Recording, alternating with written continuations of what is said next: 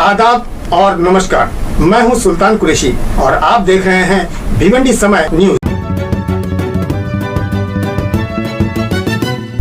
भिवंडी में मरहूम शब्बीर अहमद अंसारी की ताज़ियती नशिस्त समाजी व सियासी हस्तियों ने पेश किया खिराज़े अक़ीदत।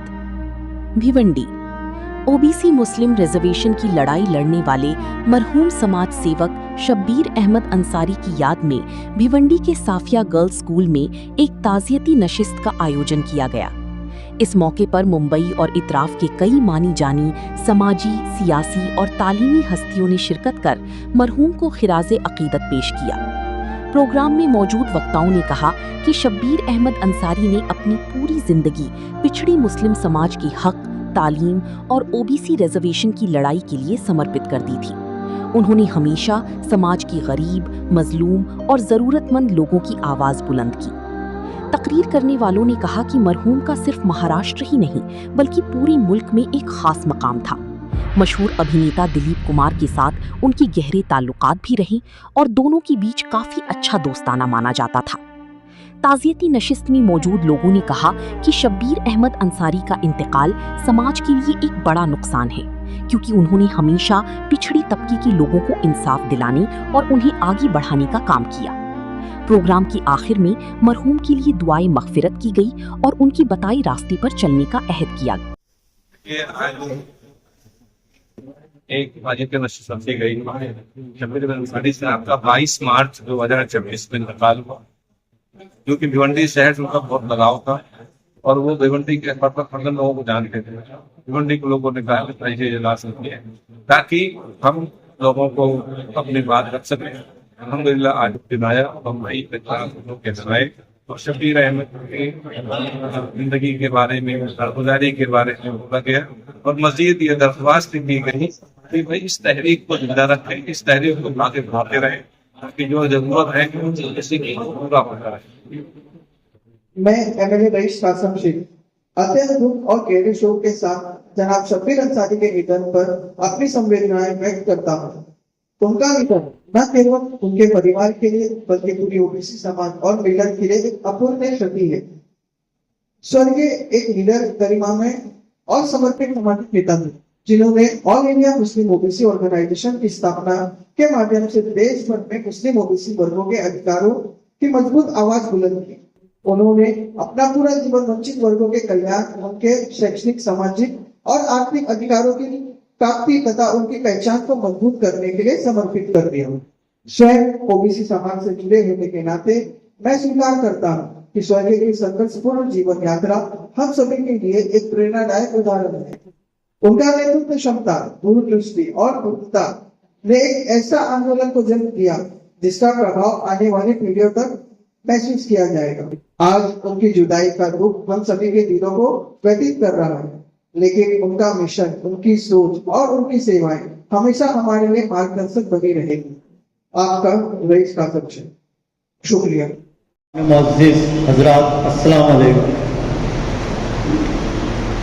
शब्बीर भाई को मैं 1999 से जानता हूँ, जब वो दिलीप कुमार के साथ यहाँ पे कैंपेनिंग करने के लिए मामा भांजा ग्राउंड पे उतरे थे। तब मैं उनकी सादगी देखा था कि दिलीप कुमार के साथ में इतने सादगी से वो उतरे थे कि उनके पैर में मैं चप्पल देख रहा था और मैं बोला इतने बड़े आदमी के साथ ये आए हैं, इतने सादे इंसान। और फिर उनके साथ मेरे उनके ताल्लुकात बन गए। फिर मैं उनके साथ सलाम दुआ हमेशा करता रहा, उनके कामों को देखता रहा। वो एक बहुत अच्छे इंसान थे और मैं भी उनके बीमार भी थे, उनकी आयादत करने गया था मैं और सलीम भाई, हमारी टीम जो है, मुन्ना है, कई लोग गए थे। बेचारे यानी वो इंसान यानी बीमारी में भी वो काम करता रहा। मैं उनके लिए एक शेर कहता हूँ, मुज़महल आंखों में जब तक रोशनी बाकी रहे, खिदमत इंसानियत की तिश्नगी बाकी रहे। ये उनके लिए शेर उनके ऊपर जाता है। मैं उनके लिए मग़फ़िरत की दुआ करता हूँ। वो बेचारे बहुत अच्छे इंसान थे। उनके घर वालों के साथ हमेशा खड़ा रहूंगा, कभी भी कुछ भी हो, जहाँ भी रहेंगे, जिस लायक हूँ मैं उनके लिए हाजिर हूँ। मैं पहली मर्तबा शब्बीर भाई के ऑफिस में गया था फाजिल भाई के साथ में, और उनकी मेरी पहली मुलाकात थी। कुछ तबादला ख्याल में नोकझोंक भी हुई थी, फाजिल भाई आपको याद है। मैंने उनकी बात गलतफहमियां दूर भी की थी। उस वक्त उन्होंने एक बात मुझसे कही थी कि हमारी बिरादरी के साथ बड़ा जुल्म होता था, मुल्क में ऐसा होता था, ऐसा होता था। और बातों बातों में उन्होंने एक जुमला कहा जिसकी वजाहत मेरे लिए उस वक्त जरूरी थी और मैं आप लोगों को भी उससे वाकिफ कराना चाहता हूँ। मसले के एतबार से सारे उलमा, सारे खतीब हजरात अपने अपने बयानात में कहते हैं कि अल्लाह के यहाँ इज्जत का मदार तकवा है, इंसान का जाती किरदार है, नस्ल, बिरादरी, इलाका कोई चीज नहीं। हमारे बहुत ही खैर हुआ, बिरादरी के खैर हुआ। ईद के दूसरे रोज एक खबर आई कि भाई उनका इंतकाल हो गया। बहुत अफसोस हुआ, दुख हुआ।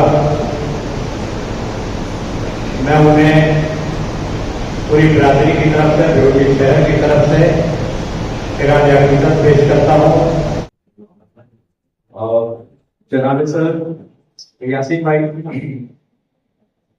कभी कभी मैं सोचता हूँ कि अगर अकल हमारी रहनुमाई करती है तो हम अपने घर पहुंचते हैं, लेकिन अगर जुनून हमारी रहनुमाई करेगा तो हम अपने महबूब के घर पहुंचते। शब्बीर अंसारी साहब की रहनुमाई जो है उनका जुनून करती, और ये जुनून जो था ये ऐसा नहीं था कि चंद रोजा हो या कुछ अरसे के लिए हो या आज है कल नहीं हो, ये लगातार था। और उन्होंने उस दौर में मुसलमानों के लिए रिजर्वेशन की अहमियत का अंदाजा लगा दिया था, जिस दौर में हम मुसलमान जो है इस बारे में सोचते भी नहीं। मुसलमानों से गलतियां बहुत सी हुई है, तारीखी गलतियां। आज जो मुसलमान रिजर्वेशन के फवाइद से महरूम है उसकी वजह भी मुसलमान हो। मई 1949 में जब कॉन्स्टिट्यूएंट असेंबली की डिबेट हो रही थी और मुसलमानों को रिजर्वेशन देने की बातें हो रही थी, तो मुसलमानों को रिजर्वेशन देने की मुखालिफत खुद मुस्लिम मेंबरान ने की। बेगम एजाज रसूल और फैज नकीउद्दीन साहब, सरदार पटेल को थे दूसरे अपने सामने की सब में मुखालिफत करने वालों में, लेकिन हमारे अपने भी लोग जो थे वो भी जो है इसकी मुखालिफत करते। और यही सिचुएशन जो थी आजादी के 50 साल बाद भी जो है बरकरार थी। हम लोग इस बात को भूल जाते हैं कि मुसलमानों को जो रिजर्वेशन जो मिला है इसके लिए मैं समझता हूँ कि खुदावंद करीम की जो है हम लोगों को जो है नुसरत हासिल हुई। मंडल कमीशन की तहरीक जो थी अपने उरूज पर थी और उस तहरीक को पाया तकनीक तक पहुंचाने, मंडल कमीशन के मुतालबात को मंजूर करने और उनका इतलाक सोसाइटी पर हो, इसको यकीनी बनाने के लिए बहुत बड़ी बड़ी तहरीकें चली। उसी वक्त शफीर भाई ने जो है इस बात को महसूस कर लिया था कि मंडल कमीशन की सिफारिशात में जो है वो मुसलमानों के लिए एक हल्की सी जो है गुंजाइश निकलती है, और उन्होंने उस गुंजाइश को जो है इस्तेमाल करते हुए, उस पर जो है इसरार करते हुए, उसके लिए तहरीक चलाते हुए बिलाखिर मुसलमानों के पसमानदा तबकात के लिए रिजर्वेशन का जो मुतालबा था उसको सरकार को कबूल करने पर मजबूर किया।